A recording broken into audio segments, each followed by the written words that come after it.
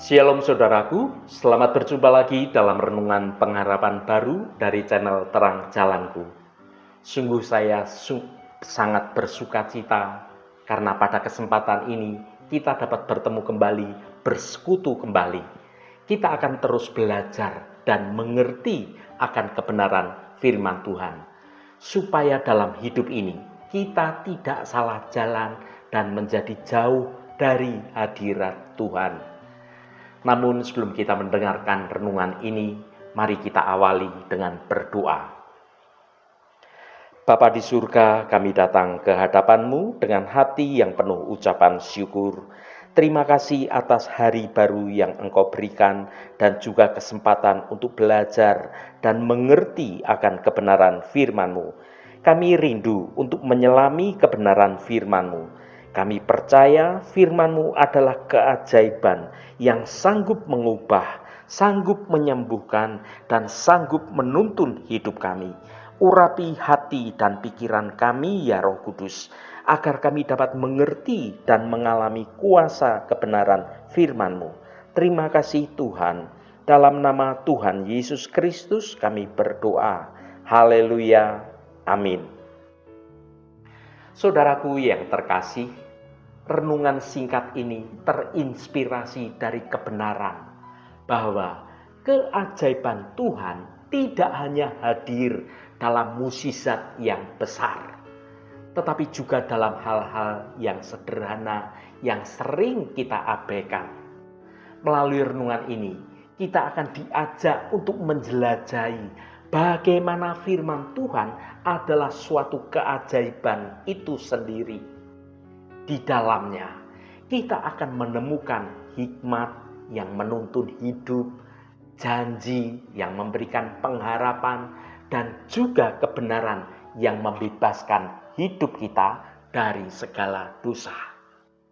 Semoga setiap kata yang kita dengar dapat membuka mata hati kita untuk dapat melihat kemuliaan Tuhan dalam cara-cara yang baru dan tidak terduga yang dapat menguatkan iman kita untuk terus berjalan di dalam kehendak Tuhan.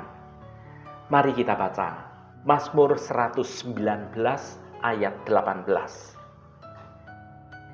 Singkapkanlah mataku supaya aku memandang keajaiban-keajaiban dari Taurat-Mu.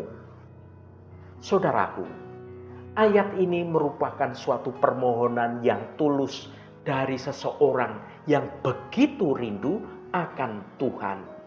Pemazmur tidak hanya ingin membaca atau menghafal firman Tuhan, tetapi ia ingin melihat keajaiban-keajaiban yang tersembunyi di dalam kebenaran firman Tuhan. Apa yang dimaksud dengan memandang keajaiban-keajaiban? Yang pertama, memahami makna yang lebih dalam.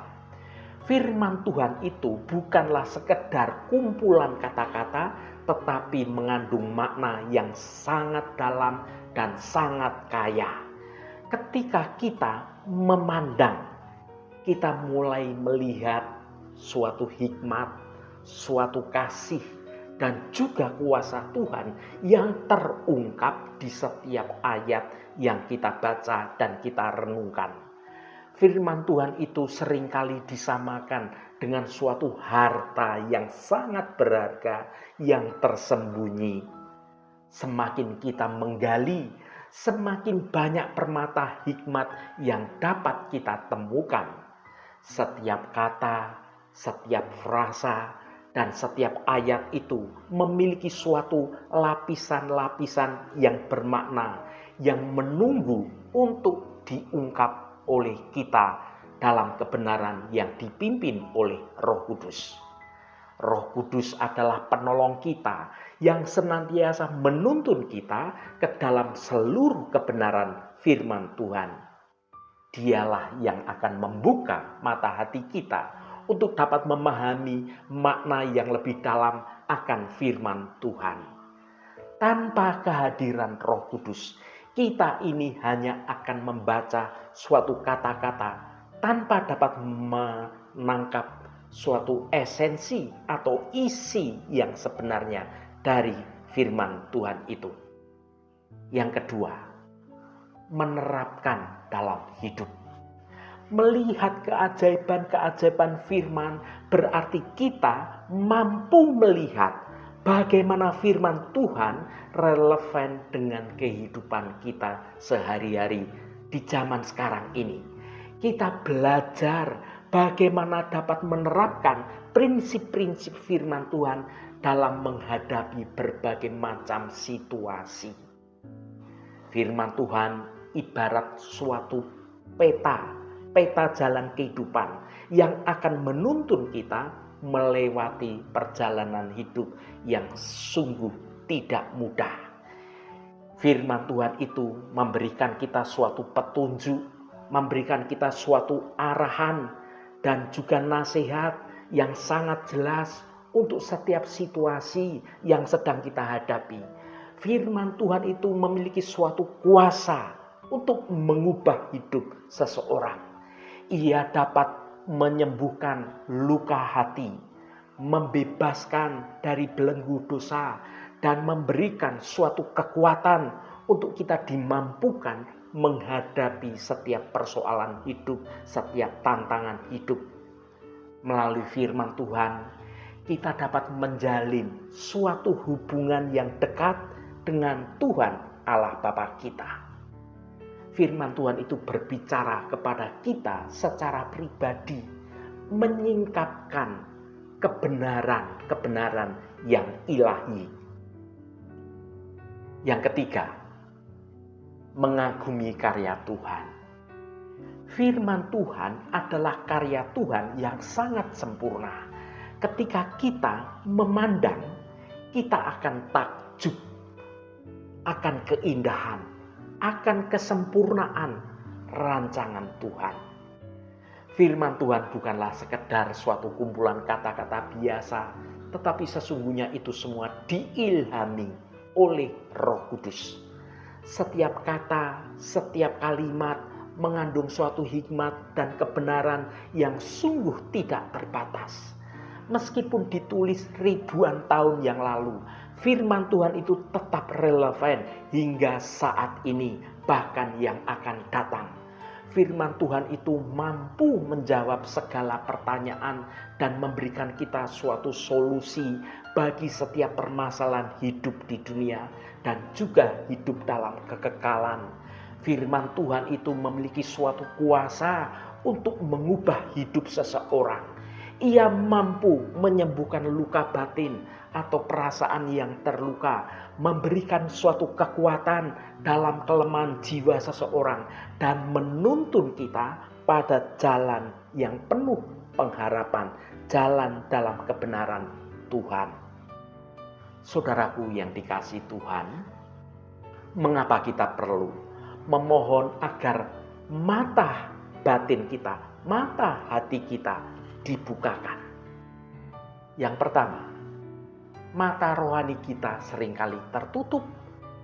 Dosa dan hiruk pikuk dunia dapat mengaburkan pandangan rohani kita. Kita seringkali terjebak dalam suatu rutinitas dan tidak lagi dapat melihat suatu keajaiban-keajaiban yang terjadi di sekitar kita. Dosa itu seperti selaput yang menutupi mata rohani kita. Semakin banyak kita berdosa, maka semakin tebal selaput itu. Seringkali kita sulit melihat kebenaran Tuhan. Dunia dengan segala godaan, dengan segala kesenangannya dapat mengalihkan perhatian kita dari hal-hal yang rohani ke hal-hal yang sifatnya fana, yaitu dunia ini. Kita menjadi terlalu fokus pada hal-hal duniawi sehingga kita melupakan suatu kebutuhan rohani kita. Kadangkala kita terlalu nyaman dengan kehidupan kita sehingga kita merasa tidak perlu untuk memperdalam hubungan kita dengan Allah Bapa kita. Akibatnya, mata rohani kita menjadi tumpul, dan semakin lama kita semakin tidak dapat melihat kebenaran-kebenaran Tuhan. Yang kedua, kita membutuhkan penyegaran. Sama seperti kita perlu membersihkan mata kita secara fisik, kita juga perlu mencuci mata rohani kita secara teratur agar dapat melihat dengan jelas kebenaran-kebenaran ilahi. Mata rohani adalah jendela hati kita yang menghubungkan kita dengan dunia rohani kita. Melalui mata rohani, kita dapat melihat karya Tuhan, merasakan kehadiran Tuhan, dan dapat memahami rancangan dan kehendak Tuhan. Sama seperti debu yang menempel pada lensa kamera atau lensa kacamata, dosa dan kegelapan dunia dapat menodai mata rohani kita. Akibatnya, kita sulit untuk dapat membedakan antara yang benar dan yang salah, antara yang baik dan yang jahat di mata Tuhan. Penyegaran mata rohani itu adalah suatu proses pembersihan mata kita dari segala dosa, dari segala keraguan. Dengan mata rohani yang jernih, kita dapat melihat dunia ini dari cara pandang yang baru, yaitu penuh harapan, penuh sukacita, melihat dengan cara pandang Tuhan. Yang ketiga, kita perlu bimbingan Roh Kudus. Roh Kudus adalah penolong kita yang akan menuntun kita dalam memahami kebenaran firman Tuhan. Bimbingan Roh Kudus adalah suatu anugerah yang tidak ternilai bagi setiap orang percaya. Dengan memiliki suatu hubungan yang akrab, yang dekat, yang intim dengan Tuhan Allah Bapa kita, kita akan semakin bertumbuh dalam iman kita dan kita akan menghasilkan buah-buah roh yang baik ada dalam hidup kita. Saudaraku yang diberkati Tuhan, mata adalah bagian tubuh kita yang sangat berharga. Dengan mata kita bisa melihat keindahan bunga-bunga yang merekah di taman, dedaunan yang berwarna hijau, ranumnya buah jambu yang ada di pohon. Dengan mata kita tinggal di kota besar, dapat melihat gedung-gedung pencakar langit dan mal-mal yang kian menjamur dan lain sebagainya. Dengan mata kita tahu hari ini matahari bersinar dengan teriknya, atau langit sedang berawan dan tampak kelabu, pertanda akan datangnya hujan. Hal ini menunjukkan betapa pentingnya mata bagi kehidupan manusia. Oleh karena itu, kita harus benar-benar menjaga, memelihara mata ini dengan baik. Tuhan juga menyatakan melalui firman-Nya, mata adalah pelita tubuh. Mari kita baca. Matius pasal 6 ayat 22 sampai 23.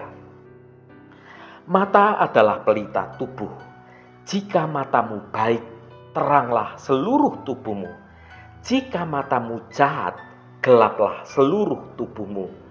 Jadi jika terang yang ada padamu gelap, betapa gelapnya kegelapan itu. Saudaraku, kita bisa melihat hal yang baik dan hal yang tidak baik melalui mata.